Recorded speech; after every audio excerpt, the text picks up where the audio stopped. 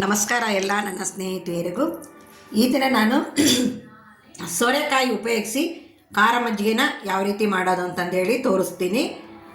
ಮೊದಲಿಗೆ ನಾನು 4 ಹಸಿಮೆಣಸಿಕಾಯಿ ತೊಗೊಂಡಿದ್ದೀನಿ, ಕರಿಬೇವಿನ ಸೊಪ್ಪು, ಸ್ವಲ್ಪ ಹಸಿಕಾಯಿ ತೊಗೊಂಡಿದ್ದೀನಿ, ರುಚಿಗೆ ತಕ್ಕಷ್ಟು ಉಪ್ಪು, ಹಸಿ ಶುಂಠಿ, ಕೊತ್ತಂಬರಿ ಸೊಪ್ಪು, ಹಾಗೆ ಬೆಳ್ಳುಳ್ಳಿ, 1 ಕಪ್ಪು ಮೊಸರು ತೊಗೊಂಡಿದ್ದೀನಿ.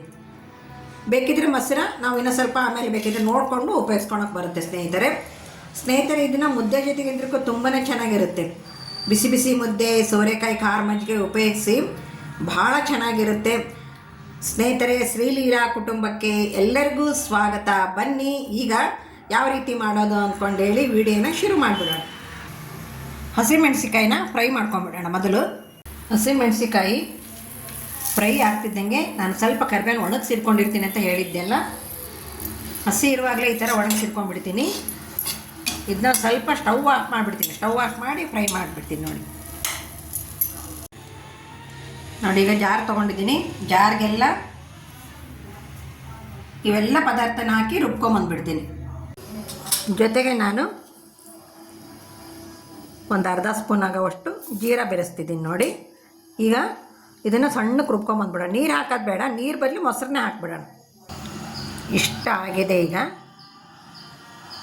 ನಾನು ಒಂದು ಅರ್ಧ ಕಪ್ಪು ಪೂರ್ತಿನ ಹಾಕ್ಕೊಂಬಿಡ್ತೀನಿ. ಬೇಕಿದ್ದರೆ ಮೊಸರನ್ನ ಇನ್ನೊಂದು ಕಪ್ನ ನಾವು ಬಳಸ್ಬೋದು. ಈಗ ಮತ್ತೆ ರುಬ್ಕೊಂಬಂದ್ಬಿಡ್ತೀನಿ. ನೋಡಿ ಓಕೆ, ಈಗ ರೆಡಿಯಾಗಿದೆ.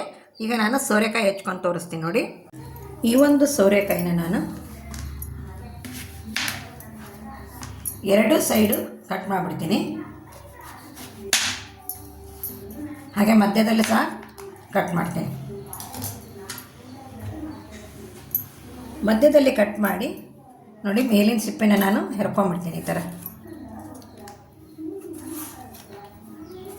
ಸಿಪ್ಪೆ ತೆಗೆದು ಬೇಯಿಸೋದ್ರಿಂದ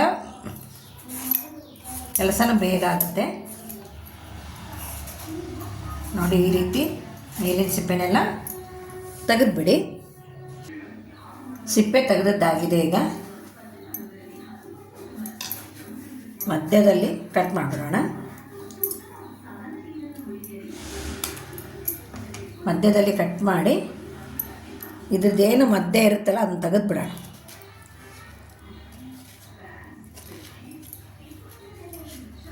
ಕೆಲವರು ತೆಗೆಯಲ್ಲ, ನಾನು ತೆಗಿತಾ ಇದ್ದೀನಿ.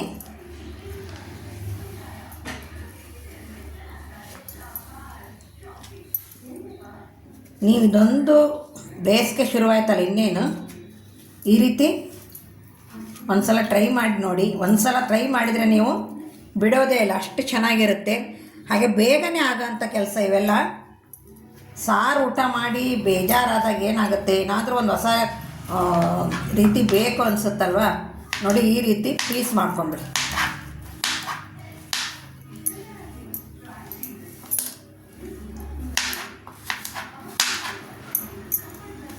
ಈ ರೀತಿ ಪೀಸ್ ಮಾಡಿಕೊಂಡು ಸ್ವಲ್ಪ ಗಟ್ಟಿ ಇದೆಯಪ್ಪ, ಇನ್ನೂ ಸ್ವಲ್ಪ ಬೇಯಬೇಕಾಗಿತ್ತು ಅನ್ನ ಯಾವಾಗ ಅಷ್ಟು ಬೇಯಿಸ್ಕೋಬೇಕಾಗುತ್ತೆ. ನೀವು ಅವನ್ನ ಸ್ವಲ್ಪ ಉಪ್ಪು ಹಾಕಿ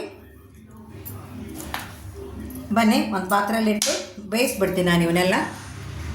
ಈಗ ಒಂದು ಪಾತ್ರೆ ತೊಗೊಂಡಿದ್ದೀನಿ. ಅದು ಸೋರೆಕಾಯಿ ಏನು ಬೇಯಕ್ಕಿಟ್ಟಿದ್ನೆಲ್ಲ ಅದು ಬೆಂದಿದೆ.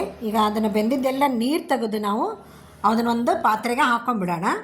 ನೀವು ಕುಕ್ಕರಲ್ಲಿ ಬೇಯಿಸಬೇಡಿ, ಡೈರೆಕ್ಟಾಗಿ ನೀರಿಟ್ಟು ಆ ಪಾತ್ರೆ ಒಳಗೆ ಬೇಯಿಸ್ಕೋಬೇಕಾಗುತ್ತೆ.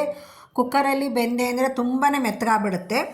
ಅದಕ್ಕೋಸ್ಕರ ಡೈರೆಕ್ಟಾಗಿ ಪಾತ್ರೆಯಲ್ಲೇ ಬೇಯಿಸ್ಕೊಂಡಿದ್ದೀನಿ ನಾನಾದ್ರೂ. ಈಗ ಒಂದು ಪಾತ್ರೆಗೆ ಎಲ್ಲ ನೀರು ತೆಗೆದು ಒಂದು ಪಾತ್ರೆಗೆ ಹಾಕ್ತಾಯಿದ್ದೀನಿ. ನೋಡಿ ಎಷ್ಟು ಚೆನ್ನಾಗಿ ಕಾಣಿಸುತ್ತಲ್ವ. ಈಗ ನೆಕ್ಸ್ಟ್ ನಾನು ಏನು ರುಬ್ಬಿದ್ನೆಲ್ಲ ಅದನ್ನು ಈ ಪಾತ್ರೆಗೆ ಹಾಕ್ಕೊಂಬಿಡ್ತೀನಿ. ನೋಡಿ ಪಾತ್ರೆಗೆ ಹಾಕ್ಕೊಂಡು ಒಂದು ಸ್ವಲ್ಪ ನೀರು ಹಾಕಿ ಜಾರ್ ತೊಳೆದು ಹಾಕ್ತೀನಿ ನಾನು. ನಿಮಗೆ ಬೇಕಿದ್ದರೆ ಒಂದು ಸ್ವಲ್ಪ ಮಜ್ಜಿಗೆ ಮಾಡಿನೂ ಹಾಕ್ಕೋಬೋದು. ತುಂಬ ಗಟ್ಟಿನೂ ಬೇಡ, ತುಂಬ ನೀರು ಬೇಡ. ಈಗ ನೋಡಿ ಒಂದು ಸ್ವಲ್ಪ ನೀರನ್ನು ಜಾರ್ ತೊಳೆದು ಹಾಕ್ಕೊಂಡಿದ್ದೀನಿ. ಇದಕ್ಕೆ ಆಗಲೇ ಎಲ್ಲ ಪದಾರ್ಥನ ಹಾಕಿರೋದ್ರಿಂದ ನೋಡಬೇಕು, ಉಪ್ಪು ಸ್ವಲ್ಪ ಕಡಿಮೆ ಆದರೆ ಬೇಕಿದ್ದರೆ ಹಾಕ್ಕೋಬೋದು ನಾವು. ಚೆನ್ನಾಗಿರುತ್ತೆ ಮುದ್ದೆ ಜೊತೆ ಮಾತ್ರ ತುಂಬ ಚೆನ್ನಾಗಿರುತ್ತೆ. ನಾನು ಇದನ್ನು ಮುದ್ದೆ ಮಾಡಿ ತೋರಿಸಿ ನಿಮಗೆ ಖಾರ ಮಜ್ಜಿಗೆ ಮಾಡಿ ತೋರಿಸ್ತಾ ಇರೋದು. ನಾನು ಇದ್ರ ಜೊತೆ ಮುದ್ದೆನೇ ಮಾಡಿರೋದು.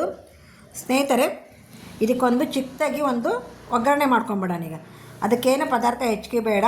ಸಾಸಿವೆ, ಜೀರಿಗೆ, ಸ್ವಲ್ಪ ಕರಿಬೇವಿದ್ದರೆ ಕರಿಬೇವು ಹಾಕ್ಕೊಳ್ಳೋದು ಅಷ್ಟೇ. ಯಾಕಂದರೆ ಆಲ್ರೆಡಿ ನಾವು ಕರಿಬೇವನ್ನ ರುಬ್ಬುವಾಗ ಹಾಕ್ಕೊಂಡ್ಬಿಟ್ಟಿದ್ದೀವಿ. ನೋಡಿ, ನಾನು ಇದಕ್ಕೆ ಇನ್ನೂ ಸ್ವಲ್ಪ ನೀರು ಹಾಕ್ತಾಯಿದ್ದೀನಿ. ಜಾರ್ ತೊಳೆದು. ತುಂಬಾ ಗಟ್ಟಿಯಾದರೆ ಚೆನ್ನಾಗಿರಲ್ಲಲ್ವ, ಅದಕ್ಕೋಸ್ಕರ.